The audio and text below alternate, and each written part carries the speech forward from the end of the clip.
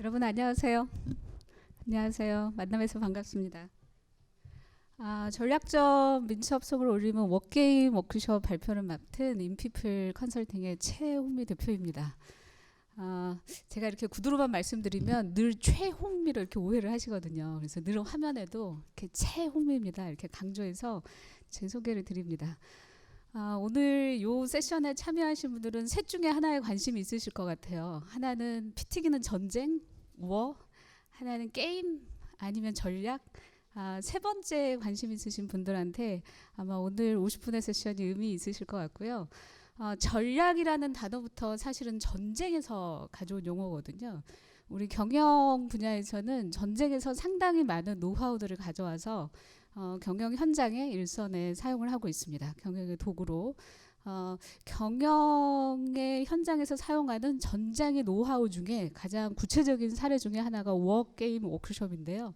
오늘 여러분께 이 사실은 요즘은 전쟁터보다 더 전쟁 같은 게 기업의 경영 현장인데, 이 경영 현장에서 전략을 민첩하게 수행하는데 워게임 워크숍을 어떻게 쓸 수 있을까, 뭐 어떤 효과가 있을까, 이런 걸 찾으시는 계기가 되실 수 있길 바라겠습니다.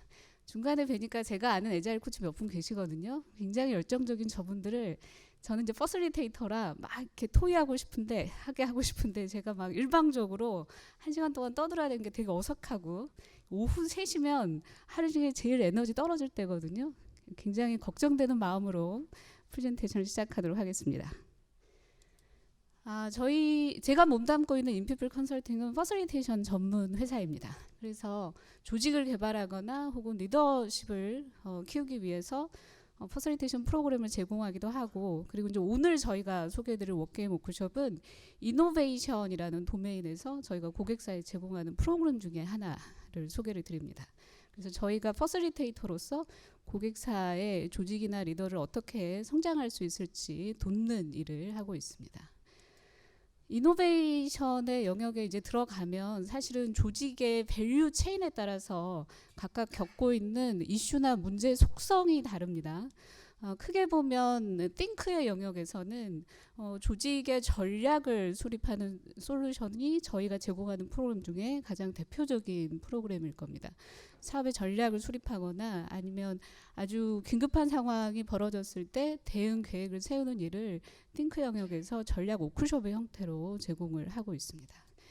빌드 영역에서는 가장 대표적인 프로그램이 이제 고객의 리얼 프로블럼 찾아내서 어떤 솔루션을 제공할 거냐를 제시하는 디자인 띵킹을 컨설팅하거나 교육하는 프로그램을 제공을 하고 있고, 실제 현업에서 온고잉으로 계속 일어나는 문제들을 어떻게 풀 거냐를 퍼슬리테이션을 조직 내에서 직접 하실 수 있게 액션 나우 프로그램들을 제공을 하고 있습니다. 이제 전략을 풀어가는 요 전략 워크숍은 대부분의 기업에서 전략을 수립을 하시는 나름대로의 프로세스가 있겠지만, 이제 저희가 지향하는 프로그램은 실제 전략의 의사결정을 내려야 될 임원진뿐만 아니라 전략을 실행할 실제 이 실무진들이 참여하는 전략 워크숍인데요. 크게는 SFC 프레임을 사용을 합니다. 그래서 우리 사업이나 기업을 둘러싼 환경을 전략을 기획을 하고 또 실행할 실무진들이 같이 스캐닝을 합니다. 그래서 도대체 시장에 어떤 움직임들이 있는지를 함께 분석하고 이제 공통의 이해를 만들고요. 그리고 이때 찾아낸 핵심 동인들의 우리가 전략적으로 어떻게 대응할 수 있을까, 집중해야 될 레버리지 포인트는 뭐고, 또 그런 레버리지 포인트들을 활용을 한다면 어떤 전략을 우리가 실행할 수 있을까 하는 이 SFC 프레임을 따르는데, 사실은 이 SFC 워크숍 프레임만으로도 기존과 동일한 전략을 반복 수행하는 등의 문제는 상당히 많이 줄어드는 현상을 볼 수 있습니다. 기대할 수 있고, 보통은 이틀 3일의 집중 전략 워크숍에 들어오면 그 전략을 왜 수행해야 되는지 실행하시는 분들이 충분히 공감대를 형성을 하기 때문에 나중에 실행단에서도 변화가 생겼을 때 민첩하게 대응하는 효과도 기대를 하고 있습니다. 근데 이제 사실 이렇게 2박 3일 고생을 했는데 끝에 가서는 나오는 전략이 결국 의사결정된 게 기존의 사장님이 생각했던 거하고 큰 차이 없다.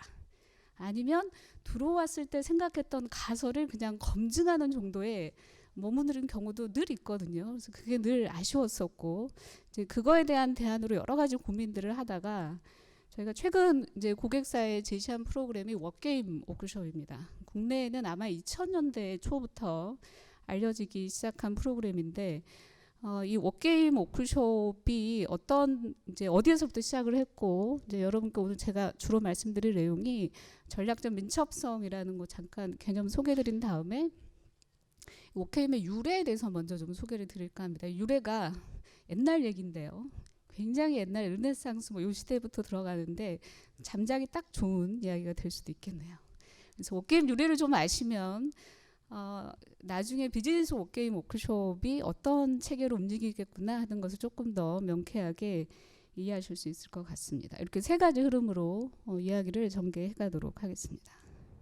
다시 이제 이 밸류체인의 띵크, 빌드, 오퍼레이트 안에 들어와서 전략 얘기를 다시 드리면 빌드나 오퍼레이트, 그러니까 우리가 새로운 제품이나 서비스를 만들고 고객한테 딜리버리하는 이 후단의 프로세스에서도 늘 경쟁사는 부딪힙니다. 그런데 띵크 영역에서 우리가 전략을 짤 때는 이 우주에 우리만 존재하는 게 아니라 항상 경쟁사를 염두에 둔 계획을 세우게 되거든요.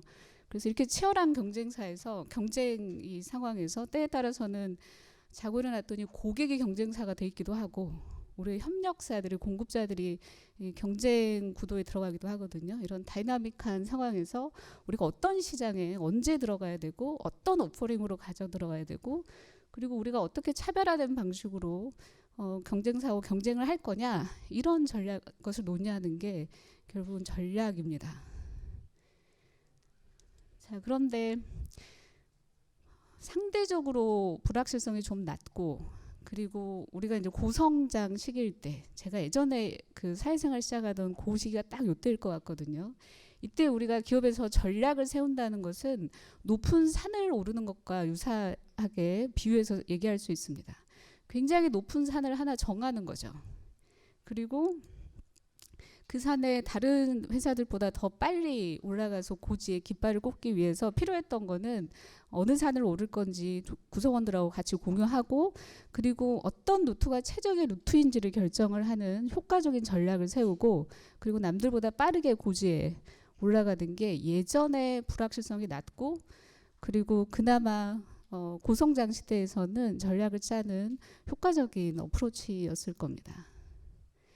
굉장히 산은 높고 험할지라도 일단 목표를 정하고 잘 준비해서 포기하지 않으면 언젠가는 그 산에 오를 수 있었거든요.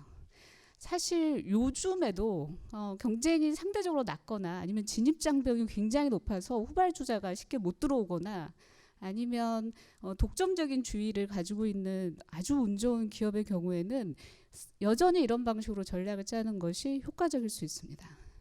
그렇지 않은 경우에도 사실 지금 대부분의 기업의 임원들이나 CEO께서는 이런 방식으로 전략을 짜고 전략을 수행하는 것에 익숙해져 있으실 거예요. 시장이 상황이 그렇지 않은데도 불구하고요. 근데 이제 지금처럼 불확실성이 굉장히 높고 저성장인 시대에서는 이제 산을 오르는 전략이 아니거든요. 여기에서 저성장이라는 얘기는 성장이 굉장히 더디니까 굉장히 경쟁이 치열해진다라고서 바꿔서 얘기할 수도 있는데 오히려 요즘 이 시대에서 우리가 전략을 짜는 것은 산을 오르는 게 아니라 망망대해 바다를 건너가는 여정에 비유해서 얘기할 수 있겠습니다. 바다를 건넌다는 게 사실은 이제 저성장이 쭉 지속이 되는 회사에 있으신 분들은 때에 따라서는 이게 이제 끝이 없거든요. 산은 옆에 강도 보이고 저 다른 산도 보이는데 앞뒤에 아무것도 없는 망망대해에서 매일매일 같은 일을 하고 있는 것 같은 그런 피로감에 쌓일 수도 있고 그러다가 어느 날 눈 떠보면 갑자기 태풍이 몰아오는 겁니다. 그게 저성장 시대의 불확실한 경영 환경이거든요. 이 시대의 전략을 짠다는 것은 방향을 잃지 않는 명확한 방향 설정이 전략 이전에 중요할 거예요. 그래서 많은 조직이 우리의 미션은 뭐냐, 비전은 뭐냐, 전략 이전에 고민을 하실 거고 그리고 전략에서는 갑자기 태풍이 몰아쳤을 때 키를 돌려서 배가 전복되지 않도록 전략을 빠르게 민첩하게 바꾸고 또 유연성을 갖는 것이 이 시대의 전략에서의 어떻게 보면 생존 요건이라고 볼 수 있습니다. 굉장히 평평해 보이다가 어느 날 갑자기 예고 없이 지형지물이 바뀌는 시대에 비유해서 얘기할 수 있는데요. 그래서 핵심은 우리가 이제 전략적 민첩성이라 하면 속도도 굉장히 중요하지만 사실은 스피드보다는 어질리티가 훨씬 더 전략에 더 좋은 전략이냐 더 좋지 않은 전략이냐를 판가름하는 키워드일 수도 있겠다라고 봅니다. 그래서 스피드가 100m 질주 우리 지금 경기하는 거에 육상 선수에 대비해서 본다 그러면 100m 달리기 하는데 갑자기 골 지점을 바꾸지 않거든요. 그래서 목표가 바뀌지 않는데 그 목표 지점을 향해서 전력 질주하는 겁니다. 그래서 1등을 하는 거. 그게 예전의 전략이었고 그건 스피드가 필요한데 전략적 민첩성이라 하면 축구 경기와 같다고 보는 겁니다. 상대방의 이 방어를 계속 뚫고 민첩하게 골인을 시킬 수 있는 어질리티를 갖는 거. 그래서 스피드는 힘이 있어야 하지만 민첩성은 유연성이 기반이 되어야 그 민첩성을 발휘할 수 있겠다. 이렇게 볼 수 있겠습니다. 그래서 사실은 불확실하다는 것은 어떤 정보가 확실한 건지 경쟁사가 혹은 고객이 시장이 어떻게 바뀔 건지를 예측할 수 있는 그 난이도가 굉장히 어려워진다는 상황을 볼 수 있는데 사실은 그런 외부적인 요건 외에도 우리가 조직에서 전략을 짤 때는 내부적인 이 도전이나 한계점도 굉장히 큰데요. 그 얘기를 잠깐 좀 짚고 넘어가겠습니다.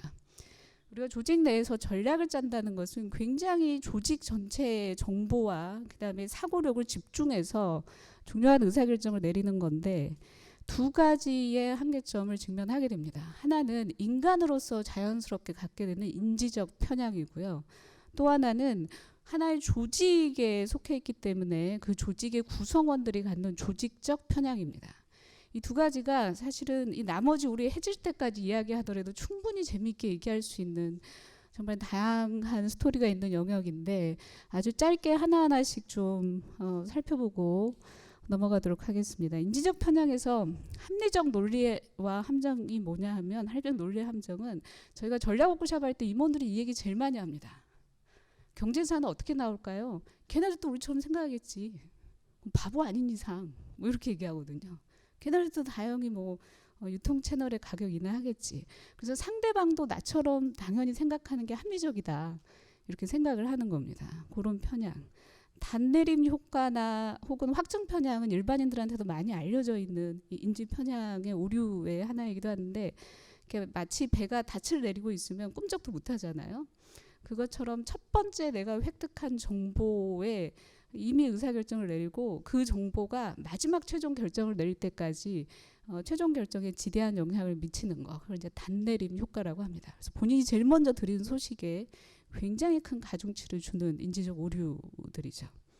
확증 편향은 요즘 이 가짜 뉴스들이 이 확증 편향을 굉장히 많이 편승하는 거 아닌가 하는 생각이 드는데 본인이 믿고 싶은 것만 보는 겁니다. 그래서 본인이 가지고 있던 생각과 신념을 지지해주는 정보들을 취사 선택해서 더 보려고 하고 심리적으로 불편한 정보들을 잘 보지 않는 거죠. 선거철에 내가 지지하는 정당에 관련된 뉴스나 이런 건 아주 자세히 꼼꼼히 보는데 지지하지 않는 다른 정당 후보에 관한 소식들은 이렇게 건너뛰는 그런 것도 아주 작지만 개인적인 확증 편향의 하나라고 얘기할 수가 있죠. 어쨌든 우리 두뇌는요. 이게 엄청나게 많은 정보가 순식간에 안으로 쏟아져 들어오니까 그걸 하나하나 헤아려서 해석하다 보면 옛날에 벌써 사자한테 먹혔을 거거든요. 그러니까 그 정보 중에 어떤 정보에 신경을 써서 어떻게 빨리 판단해서 행동을 할 거냐를 일종의 패턴을 만들고 빠르게 의사결정을 하는 나름의 생존의 노하우를 갖게 되는데 그게 바로 휴리스틱이에요. 그 중에서 이제 가용성 휴리스틱은 내가 취할 수 있는 정보만을 가지고 혹은 최근에 기억나는 거 그거 가지고 최종 결정을 하는 겁니다. 이것도 전략 워크숍 할 때 꽤 많이 일어나는 현상이에요. 최근에 임원이 경쟁사에 갔더니 아니면 어디 대리점에 갔더니 이 얘기 하더라. 그럼 이제 그걸 전체로 확대 해석하는 현상들이 나타나는 거죠. 사회적으로는 9.11 사태 일어나고 나서 미국인들이 비행기 여행을 굉장히 자제했다고 그래요. 그래서 수십 시간 걸리는 거리도 다 차 가지고 이동하면서 자동차 사고가 예년보다 몇 배 증가했다는 통계 수치들도 있습니다. 그만큼 인간은 최근에 들은 내가 기억하는 정보들에 많은 가중치를 두죠. 기저율의 오류도 굉장히 재밌는데요. 제가 여러분께 퀴즈 하나 내볼까요?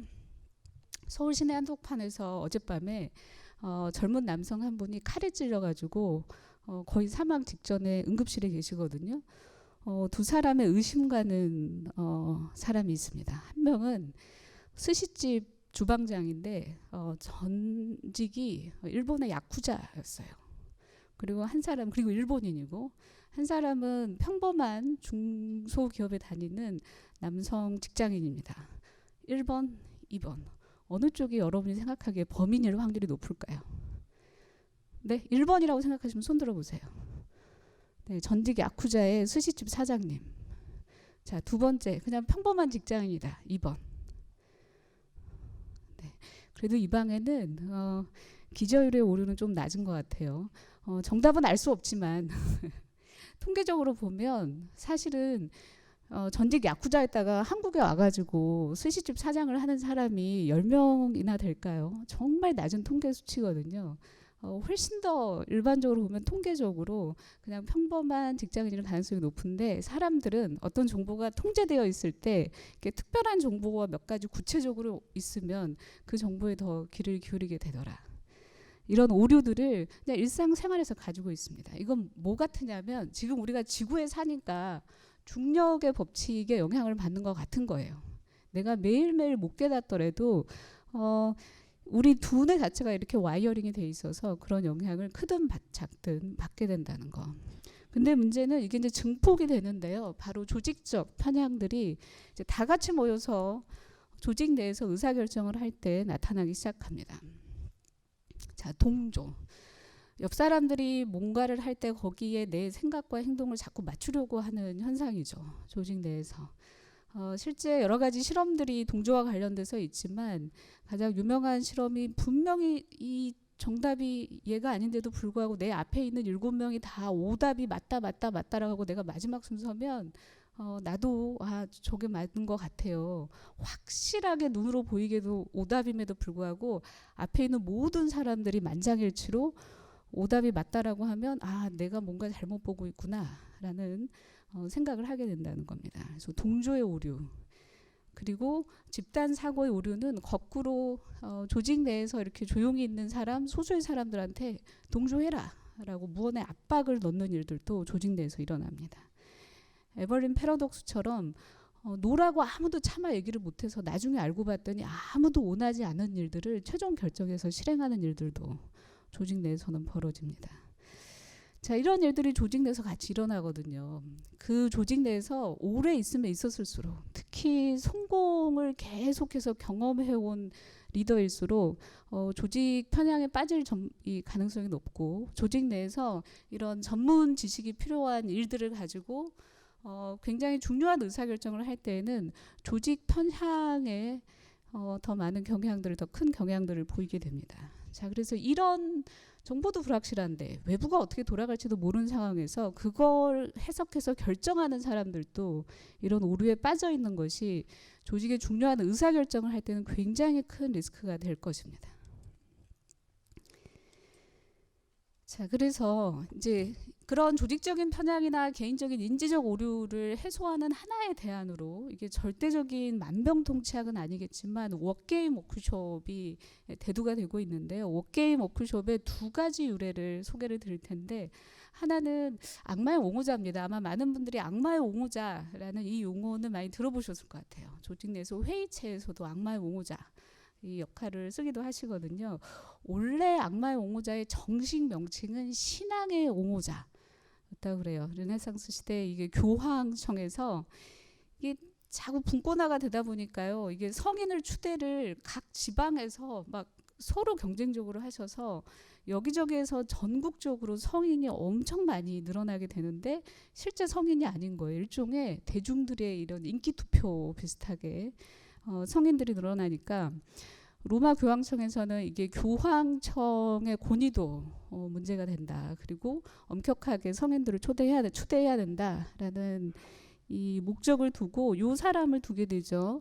하나의, 요즘으로 보면 관리직입니다. 독립적으로 마치 암행의사처럼 성인으로 추대되는 사람들이 이 사람이 얘기하는 기적을 행했다고 하는 게 다 가짜일 거다. 그런 모든 가짜가 될 수 있는 증거들을 다 제시해서 성인 추대가 되지 않도록 하는 것을 미션으로 맡아서 일하는 사람입니다. 그래서 초기에는 신앙의 옹호자였는데요. 그 모든 증거를 다 가져와서 심사하는 자리가 요즘으로 보면 법정 심리 같은 거예요. 그래서 그 광경에서 저 사람은 악마의 옹호자구나 라고 별칭이 만들어지고 요즘은 이제 악마의 옹호자로 다들 기억을 하게 되죠. 이것도 그냥 아무나 의지를 가진 사람이 하는 게 아니라 수년간 교회법 교육을 받고 그리고 또 2년에 거쳐서 특수교육 받고 테스트를 통과해야 이런 악마의 옹호자 역할들을 수행을 하게 되죠. 최근에는 이렇게 조직 내에서 중요한 전략 의사결정이나 회의를 할 때 악마의 옹호자들을 불러들이기도 하죠. 자, 그 다음은 요겁니다. 프로이센 군대인데요. 이것도 굉장히 옛날 얘기예요. 19세기 초 이 프로이센 군대가 나폴레옹이 이끄는 프랑스군한테 계속 연패하거든요. 그래서 이제 뭐가 잘못됐냐, 이게 군사 체제를 개혁을 해야 되겠다라고 봤는데 이제 첫 번째 문제가 뭐였냐면 장군들이 다 왕족이거나 귀족인 거예요. 싸움에 대해서는 아무것도 없는 거죠. 그런데 그 장군들을 손을 댈 수는 없으니까 그 장군들을 보좌하는 장교들을 이제 똘똘이로 만들어야 되겠다. 그래서 장교들을 훈련하는 프로그램을 만들거든요. 근데 그 프로그램을 뭘 만드냐면 요즘으로 치면 이렇게 보드게임 같은 워게임을 만든 거예요. 19세기 1800년도에 굉장히 지금 봐도 굉장히 혁신적인데요.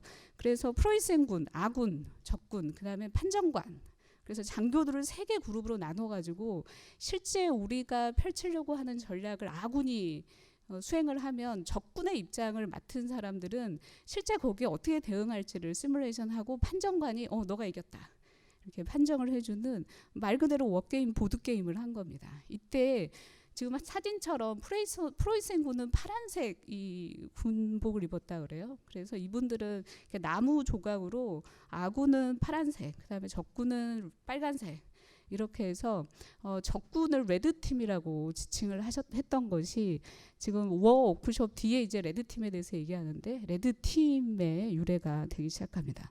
자, 요게 굉장히 성공적이어서요. 결국은 프로이센 군이 당연히 프랑스군을 다 제치고 독일을 통일하는데 아주 혁혁한 공을 세우고 그 이후로 각국의 군대에서는 이 워게임을 벤치마킹을 하게 되죠. 미국에서는 냉전 시대에 구소련을 레드팀으로 해서 본인들의 군사 전략을 다시 점검하는 데 사용을 하기도 하고요. 9.11 테러 사건 이후에는 이 레드팀을 미국의 전 군의 정례팀으로 만드는 의사결정을 하게 됩니다. 그래서 레드팀들이 활동하는 영역은 크게 3가지예요. 여러분도 익숙하실 겁니다. 첫 번째는 시뮬레이션 하는 겁니다. 그래서 실제 어떤 일이 예정된 일정이 있기 전에 가상의 상황에서 시뮬레이션을 해보면서 우리가 어떤 행동을 취해야 될까, 돌발 상황들은 뭐가 있을까를 미리 점검해 보는 겁니다. 모의 소송도 시뮬레이션의 사례 중에 하나이고, 그래서 상대 진영을 역할을 하는 변호사들과 그다음에 우리 진영의 변호사들이 모의 소송을 하는 시뮬레이션을 예를 들 수 있죠. 군에서 하는 을지훈련 같은 것도 가장 대표적인 시뮬레이션 중에 하나입니다. 일반인들, 여러분 여기 이제 IT 계열에 계시는 분들은 아시겠지만 화이트햇 해커들이 실제 각 회사들의 이 보안의 허점들을 찾아내기 위해서 이 블랙햇 해커들처럼 공격을 해보고 허점을 찾는 취약점 조사, 아니면 입국 심사대에 날짜를 전혀 알려주지 않고 테러범들처럼 이런 플라스틱 폭탄 같은 것을 숨기고 입국 심사대를 통과할 수 있는지 시뮬레이션 해보는 것도 취약점을 찾기 위해서 보안 시설이나 이런 기관 등은 정기적으로 수행하는 프랙티스 중에 하나입니다. 그런 일을 전담하는 팀을 우리는 레드팀이라고 하거든요. 마지막으로 미군은 레드팀이 별도로 있고요. CIA는 레드셀이라는 소규모 조직이 있어서 이 팀은 전체 조직에서 별도로 빠져나와서 우리 조직에서 수행하고자 하는 전략이나 혹은 이런 정책에 전혀 반대의 의견들을 제시하는 것을 본인들의 미션으로 일하는 팀들이 있습니다. 그래서 이렇게 레드팀을 어떤 상황에 어떤 공격을 받을지 모르기 때문에 혹은 우리가 내리는 의사결정이 수천 수만 명의 생명을 왔다 갔다 할 수 있는 상황에서는 이런 조직적인 편향이나 인지 오류를 줄이기 위해서 반대 생각을 할 수 있는 팀들을 이렇게 특별팀으로 운영을 하는 경향들이 있죠. 그래서 레드팀을 만약에 우리 사회에 가져간다 그러면 주의할 점들이 있습니다. CEO가 동의해야 돼요. 굉장히 불편한 진실들을 듣게 되거든요. 그리고 내부인이지만 굉장히 외부적인 시각을 유지할 수 있도록 뭐 소속이나 평가나 이 모든 것에서 주의하셔야 된다는 거. 레드팀이 아무나 될 수 없다는 거예요. 레드팀이 어떤 요건을 갖춰야 되는지 이제 여러분도 아시겠지만 내부에 보면 굉장히 유별나고 회의론자이면서 생각이 남다르신 분들이 레드팀 팀원으로 적절하다라고 알려져 있습니다. 그런데 한 가지 주의할 점은 레드팀을 너무 자주 이용하면 조직 내 스트레스 지수가 너무 높아지고 일반 오퍼레이션 일을 하는 사람들의 사기가 떨어질 수 있다라는 지적을 하기도 합니다. 레드팀이 사용하는 툴이 2개가 있는데요. 이거는 제가 그냥 훅 건너뛰도록 하겠습니다. 도구들을 꽤 많이 쓰거든요. 4가지 관점 기법을 쓴다던가 아니면 그 다음 건 좀 설명을 드릴까요? 사전 검시 분석 툴을 쓴다던가. 그 사전 검시, 사후 검시는 아시죠? 이렇게 사람이 죽으면 검시하는 것처럼 일이 끝난 다음에 이게 도대체 뭐가 잘못된 거냐 불량 검사하듯이 하는 게 사후 검시라 그러면 레드팀들은 사전 검시를 합니다. 조직 내에서 어떤 계획이나 전략을 세우면 아예 그게 그냥 실패하는 게 아니라 조직에 엄청 큰 피해를 줄 정도로 폭망을 했다라는 가정을 해요. 얘가. 그리고 그렇게 엄청나게 폭망을 할 수 있는 가능성이 뭐 때문인지를 찾죠. 도대체 무슨 일들이 벌어지면 얘가 그냥 그것만 끝나는 게 아니라 조직에 일파만파 악영향을 미칠까. 그래서 그중에 가능성이 정말 높은 원인들에 대한 대책을 세우는 것이 사전 검시 분석이라는 툴 중에 하나인데요. 제가 이렇게 2가지 예시를 드린 거는 제가 이 다음 페이지 열면 아마 사진 찍으시면 도움이 될 것 같아요. 화면에 보이는 이 자료는요. 미국의 레드티밍을 훈련하는 전문 기관입니다. 약어로 UFMCS 저렇게 치시면 지금 보여드린 2개 툴 외에도 이 레드팀을 훈련할 때 사용하는 각종 도구들이 무료로 배포되고 있습니다. 여러분 참고하셔서 살펴보시면 도움이 될 것 같습니다. 자, 그래서 워게임은요. 워게임은 전쟁에서는 적이 어떻게 나올 것인가 그걸 예측해보고 그러면 우리는 거기에 어떻게 대응할 것인가를 고민하게 하는 게 워게임이었다 그러면 비즈니스 워게임은 실제로 사업에서 경쟁 상대방이 어떻게 나올까 경쟁사들이 거기에 우리는 어떻게 대응해야 될까를 고민하는 형태의 전략 워크숍이다라고 볼 수 있겠습니다. 지금부터는 비즈니스 워게임에 포커스해서 좀 설명을 드리도록 하겠습니다. 비즈니스 워게임이 필요한 상황들은 대표적인 게 신제품 내놨을 때예요. 새로운 서비스 내놨을 때 대부분은 고객의 반응만 확인하시거든요. 그래서 고객이 너무 좋아하는 거다. 이거 그 프로토타입 테스트 해봤는데 고객이 너무 사랑한다. 그러면 바로 내놓고 싶거든요. 처음엔 성공하는데 바로 경쟁사에서 치고 들어올 수 있어요. 그래서 새로운 서비스나 상품을 출시하기 전에 워게임을 치러볼 수 있습니다. 워게임 워크숍을 해볼 수 있고 새로운 시장에 진입할 때 아니면 우리가 기존 브랜드가 굉장히 시장에서 점유율이 떨어져서 다시 부활시키려고 할 때는 기존에 우리 시장을 먹었던 경쟁자들이 가만히 있지 않을 거거든요. 기존 플레이어들이 어떻게 나올까를 워게임 워크숍을 통해서 시뮬레이션 해보실 수 있죠. 이제 제가 뒤에 사례 하나 저희 고객사하고 했던 사례 말씀드릴 텐데 예상치 못했던 경쟁사에 굉장히 큰 위협이 감지됐을 때에도 워게임 워크숍을 치를 수 있습니다. 조건은 2가지인데 하나는 너무 늦지 않았을 때 해야 된다는 거예요. 모든 전략이 다 세워졌고 현업이 스탠바이 했는데 불안하니까 워게임 워크숍 해보자 라고 했더니 지금까지 세워놨던 계획이 정말 잘못됐다. 근데 되돌릴 수 없다 그러면 불안감만 높입니다.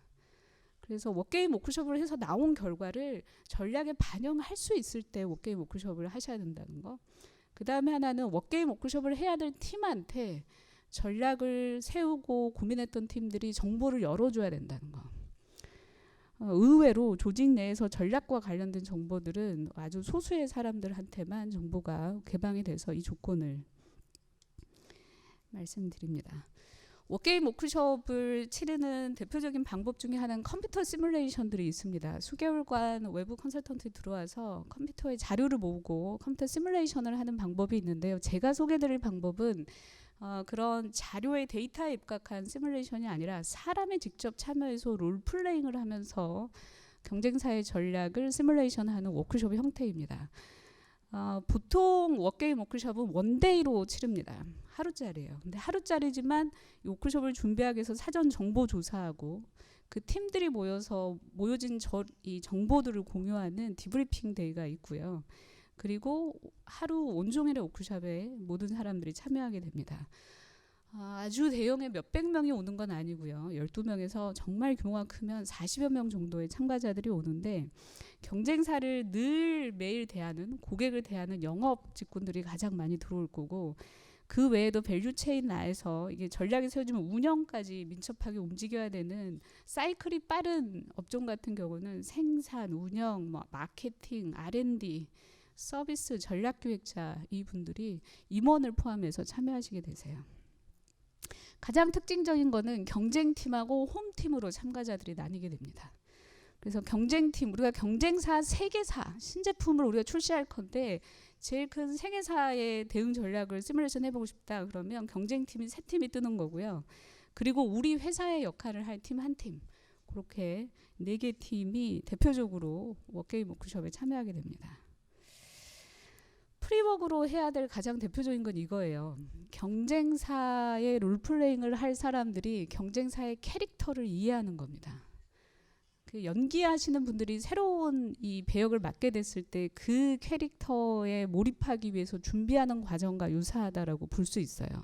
그러니까 그냥 우리 회사의 입장에서 이사가 이렇게 나올 거야 라고 하는 것이 아니라 실제 비즈니스 워게임 워크숍에서 이 우리 회사 분들이지만 워크숍에서 경쟁사 역할 맡은 분들은 그냥 우리 회사라고 얘기하거든요. 우리 회사는요 이렇게 얘기를 해야 돼서 완전히 관점을 바꿀 수 있는 말 그대로 경쟁사의 빙이 될 수 있는 기간이 필요해요. 그렇지 않으면 진정한 이 워게임 워크숍이 나오는 게 아니라 그냥 우리 생각으로 여전히 경쟁사는 이럴 것이야 그리고 합리적인 확증들만 하시게 되거든요. 그래서 이런 정보들을 봅니다.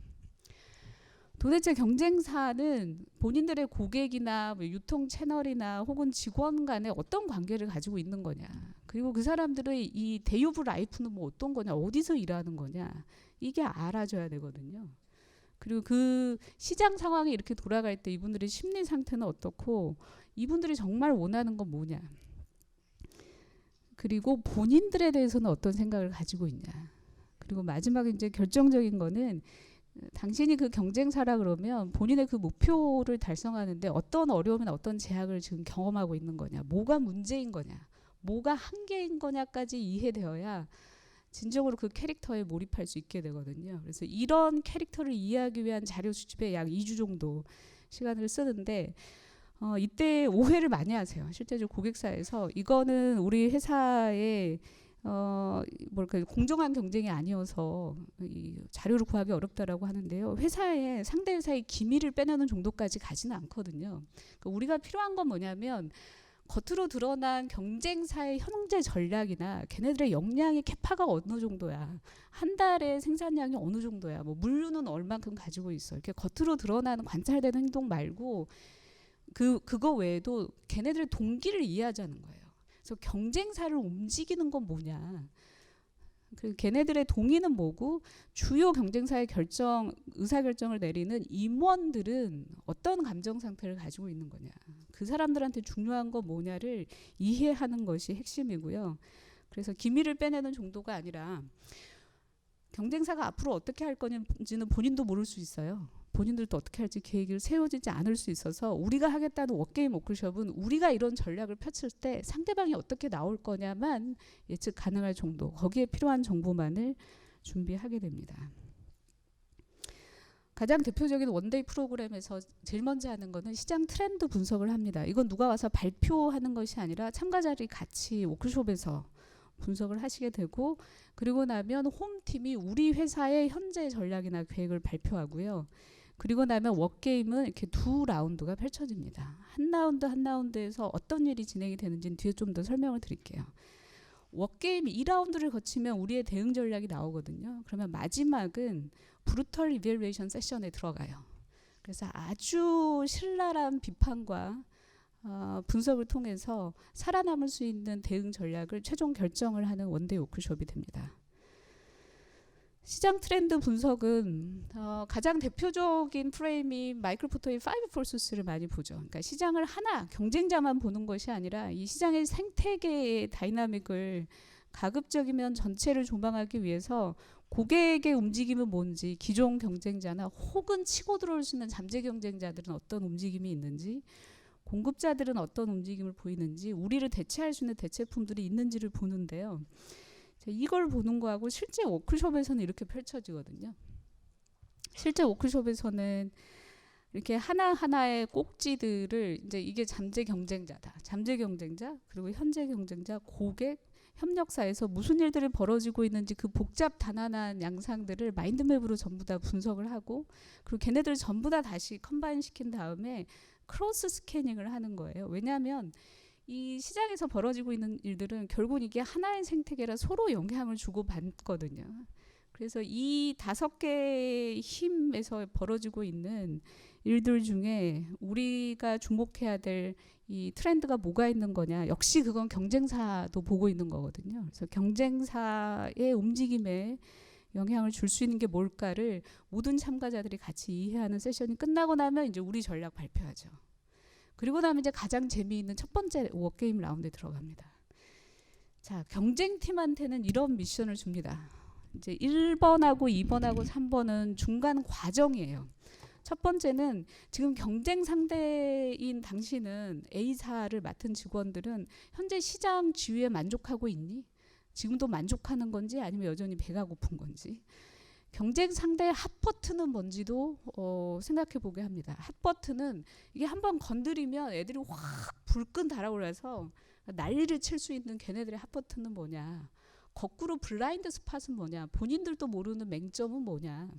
여기는 회장님이 A라고 하면 다 따르는 그런 문화예요. 그럼 이제 블라인드 스팟이거든요. 그런 걸 근거로 했을 때 우리 회사에서 좀 전에 발표한 홈팀의 전략에 이 경쟁사는 어떻게 나올 것 같다를 3개의 경쟁사다 그러면 3개의 경쟁팀이 시뮬레이션을 하죠. 자, 이때 더 어려운 팀은 사실은 이 팀이에요. 홈팀이요. 홈팀은 우리 회사의 전략에서의 취약점을 찾습니다. 우리의 현재 전략에서 절대적으로 봤을 때 경영진이 놓치고 있는 건 뭐냐. 경쟁 상대하고 비교했을 때 우리의 맹점은 뭐고 지금 요거 실행에 들어갔을 때 장애가 되는 게 뭔지를 찾아내는 게 홈팀의 미션이에요. 그래서 실제 워크숍을 해보면 의외로 홈팀이 훨씬 더 불편해합니다. 그래서 퍼실리테이션 워크숍을 진행하는 사람의 입장에서는 어떻게든 경쟁팀은 경쟁팀에 빙의돼서 생각을 하고 홈팀은 우리가 경쟁자가 우리 약점을 찾아내기 전에 그러면 정말 일이 커지죠. 그래서 우리가 먼저 찾아낸다는 사명감을 가지고 우리 전략의 맹점을 절대적으로 찾아내는 일을 하게 됩니다. 그러고 나면 대부분은 이제 망하겠다라는 분위기가 팽배해지죠. 자, 그럴 때 보통 이제 따뜻한 커피와 뭐 이렇게 빵을 주고 2라운드에 들어갑니다. 자, 2라운드는 홈팀을 해체시켜요. 홈팀을 해체시켜서 경쟁팀이 예를 들어서 이렇게 3팀이면 3팀의 홈팀을 이렇게 골고루 뿌려서 넣어줍니다. 그렇게 하고 앞에서 우리가 3개 경쟁팀의 대응 전략을 봤는데 거기에 대한 우리의 카운터 전략들을 브레인스토밍을 시키죠. 이제 이때에 이 전의를 어떻게 살릴 것이냐 하는 액티비티들을 넣기도 하고요. 우리의 대응 전략들을 각 팀이 작으면 1-2개, 많으면 4-5개를 브레인스토밍을 하고 이제 우리가 왠지 될 것만 같은 그런 희망찬 분위기로 다시 드라마가 바뀌거든요. 그럼 이제 마지막 담금질에 들어갑니다. 그게 브루털 스테이지예요. 대응 전략들을 3개 그룹에서 하나하나 이제 만든 걸 발표를 하면 3가지 관점에서 신랄하게 비판합니다. 하나 우리가 정말 할 수 있냐 우리 역량으로 내적 일관성 체크하고 하나는 우리가 아침에 봤던 그 시장의 트렌드하고 정말 맞는 거야. 외적 일관성을 보고요. 중간에 이런 걸 잊어먹기도 하거든요. 마지막은 역동적인 일관성을 봅니다. 경쟁사에서 나올 대응 전략을 봤는데 정말 이 전략들을 쓰면 거기에 카운트 전략이 되는 거니? 하는 걸 점검을 하죠. 이 모든 걸 다 거쳐서 살아남는 애들을 최종 대응 전략으로 결정을 합니다. 이건 사진을 찍지 않으시면 좋을 것 같아요. 아마 모든 자료는 나중에 자료 다 공유될 것 같거든요. 그래서 고객사하고 했던 가장 최근에 비즈니스 워게임 사진인데요. 장면들인데 17명이 참여했었습니다. 마침 내년도 사업 전략을 거의 결정해야 되는 딱 그 타이밍에, 가을이 올라말라 하는 그 타이밍에 소비재 회사인데요. 기존 경쟁자의 굉장히 큰 전략의 변화가 감지된 거예요. 갑자기 사람들을 막 뽑고, 예전에는 아예 그냥 아웃소싱을 줬는데 모든 조직을 다시 재구성하기 위해서 헤드헌터를 통해서 HR이 소식을 들었는데 업계에서 사람 뽑는다는 소식이 들리기 시작한 거죠. 영업에서 난리가 난 거예요. 야, 얘네들은 엄청나게 그러면 가격 인하 들어오겠는데. 그래서 사장님을 설득해서 워크숍에 들어왔습니다. 사장님 들어오셨고 17명 영업 마케팅, 그 다음에 임원들 들어오시고 실무진들 들어오시고 HR, SCM, 파이낸스 이렇게 들어오십니다. 프로세스는 그래서 이 소식이 처음 전해졌을 때 착수 미팅을 하고요. 그래서 이 경쟁자만 볼 거냐 아니면 다른 경쟁자 볼 거냐. 그리고 이런 소비재들은 유통 채널을 어디로 쓰느냐가 훨씬 더 중요하거든요. 소비자보다. 그래서 올리브영에 우리가 쓰는 거냐 아니면 마트들을 쓰는 거냐. 우리가 절대적으로 의존하는 고객도 여러분이 라운드 1에 넣을 수 있어요. 우리가 이 전략을 썼을 때 고객은 어떻게 나올까도요. 그래서 2주간 자료를 수집하고 2주 전에 다 모여서 누가 레드팀을 할 건지, 누가 A사를 맡을 건지 롤 정해서 충분한 자료를 주고 그 전까지 빙의되고 그 팀들이 사전 준비할 수 있는 준비를 한 다음에 하루짜리 워게임 워크숍을 치렀습니다.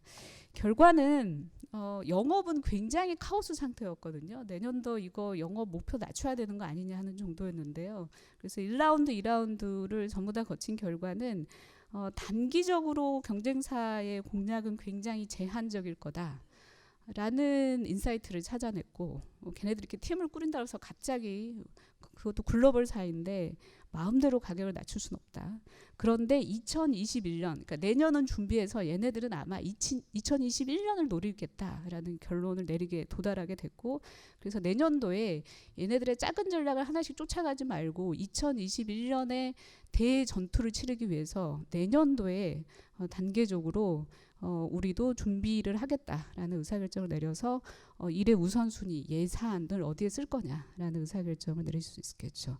그리고 부가적으로는 경쟁사에서 그렇게 사업을 크게 확장하기 위해서 결국 우리 사람을 빼갈 수도 있겠다. 그래서 좋은 탤런트들을 어떻게 리텐션 할 건지를 HR에서 더 고민하게 되는 또 계기가 되기도 했습니다.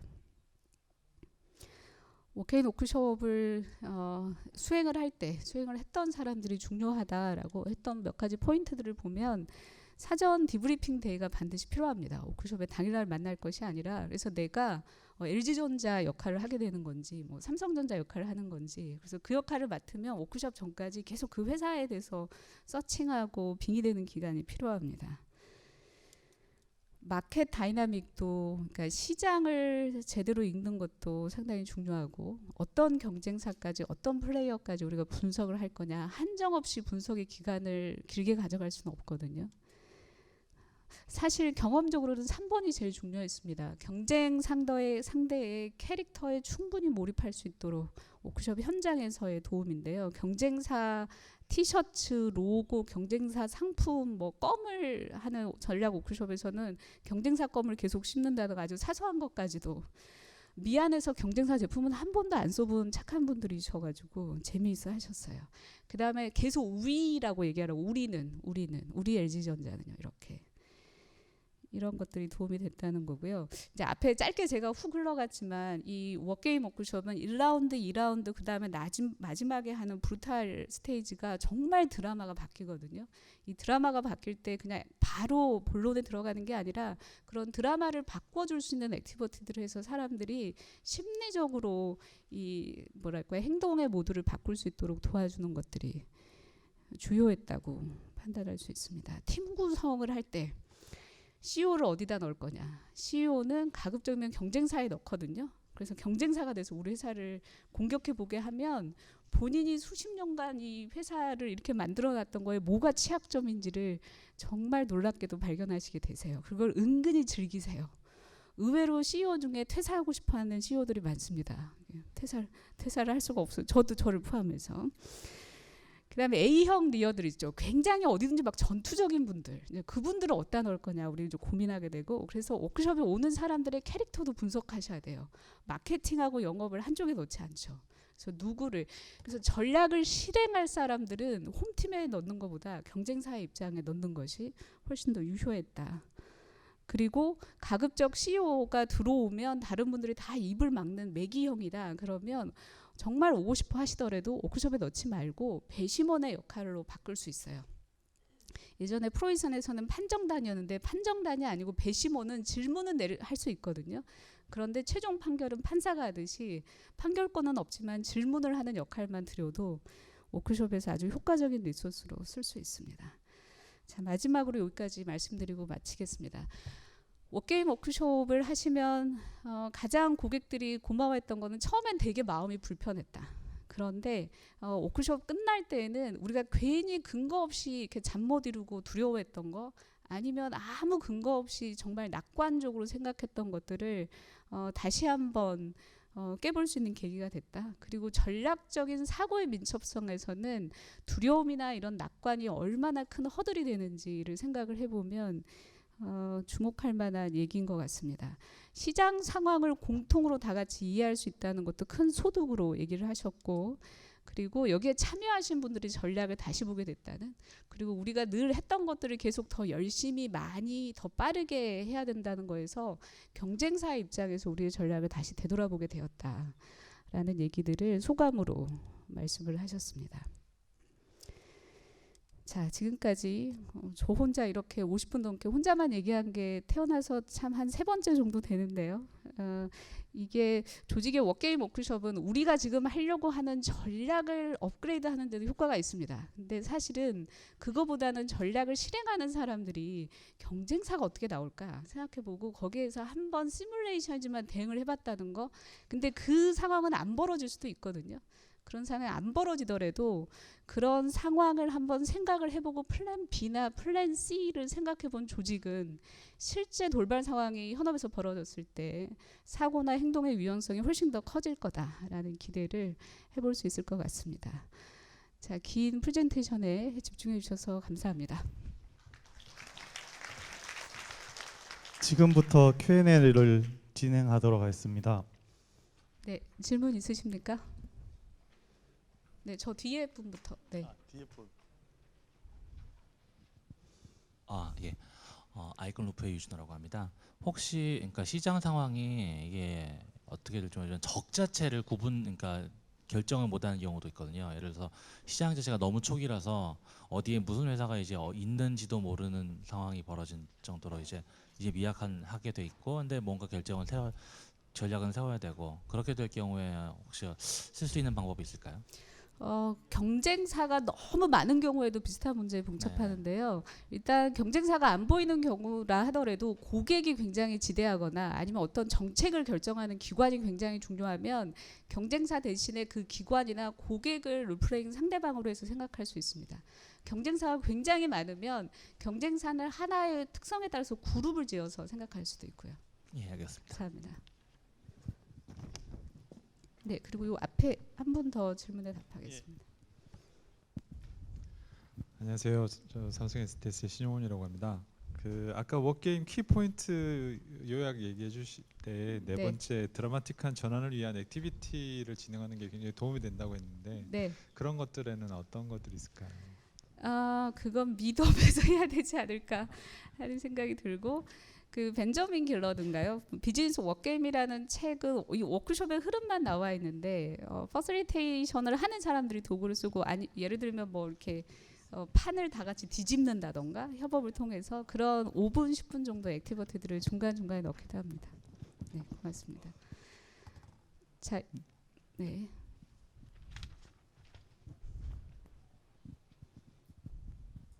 안녕하세요. 양혜성이라고 하고요. 저는 스타트업에서 일을 하고 있어서 정말 이 워크숍을 실행도 해보고 싶고 관심도 있지만 2주라는 준비 기간, 아니면 풀데이 하루를 쓴다는 것, 아니면 12명에서 40명의 인원을 동원하기가 상당히 부담스럽다는 느낌을 받아요. 네. 왜냐면 해야 할 일이 산더미 같은데 혹시 여기서 만약에 좀 더 간소화시킬 수 있다면 어떤 부분을 좀 시켰을 때 비슷한 효과를 낼 수 있을까요?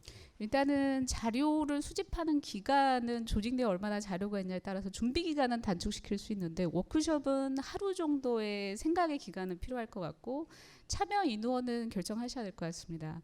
조직 내에서 그렇게 열심히 바쁘게 했는데 시장에 나갔더니 뭐 경쟁사한테 말도 안 되게 깨지는 것보다 하루 정도의 절대적인 전략을 생각할 시간을 따로 빼는 것은 절대적으로 양보할 수 없는 조건일 것 같습니다. 네.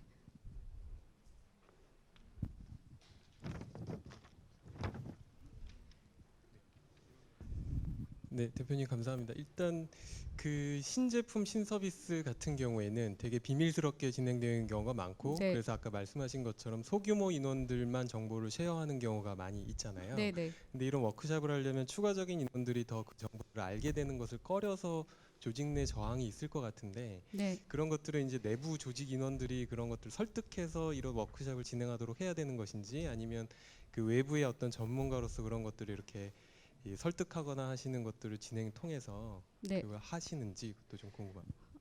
일단은 그렇게 기밀인 경우라 하더라도 CEO의 의사결정이 없이 외부인이 설득해서 할 수 있는 경우는 없을 것 같습니다. 일단 CEO의 의지가 있으셨고 사실은 그렇게 신제품은 아니지만 사례를 보여드렸던 경우도 정보나 이걸 하고 있다는 것 자체가 사실은 기밀이어서 워크숍에 들어오는 모든 분들이 이렇게 비밀 서약을 작성을 하고 워크숍 준비 단계부터 들어갔습니다. 그러면 한 분만 더 네, 그렇게 받아보도록 하겠습니다. 하겠습니다. 손 들어주시면. 가위바위보를 하셔야 될까요? 여성에게. 여성. 죄송합니다. 제가 끝나고 답변드리겠습니다. 저는 이제 워크숍을 기획도 하고 진행을 하고 있는데 네. 특히 그 연기하는 부분에서 이런 고객사나 아니면 고객을 연기해보라고 하면 사람들이 굉장히 부담스러워하고 그것만은 못하겠다 이런 얘기도 많이 하시더라고요. 네. 근데 이걸 어떻게 좀 잘 준비시킬 수가 있는지 혹시 노하우가 있으면 공유 부탁드리겠습니다. 이게 뭐 실제 즉흥 연기처럼 연기를 하는 건 아니거든요. 경쟁사처럼 생각을 하는 건데 이제 그거 심리적으로 두려워한 경우에 브리핑 데이 때 보통 2시간 정도 이 워크숍의 취지가 뭐고 우리의 전략의 허점을 찾아내기 위해서 경쟁사의 시각을 가져보는 거다라는 취지가 이해됐을 때 거부 반응은 없었는데 막상 워크숍 때 계속 3인칭으로 얘기하는 게 문제였어요. 이게 막 연기하고 그런 건 아니거든요.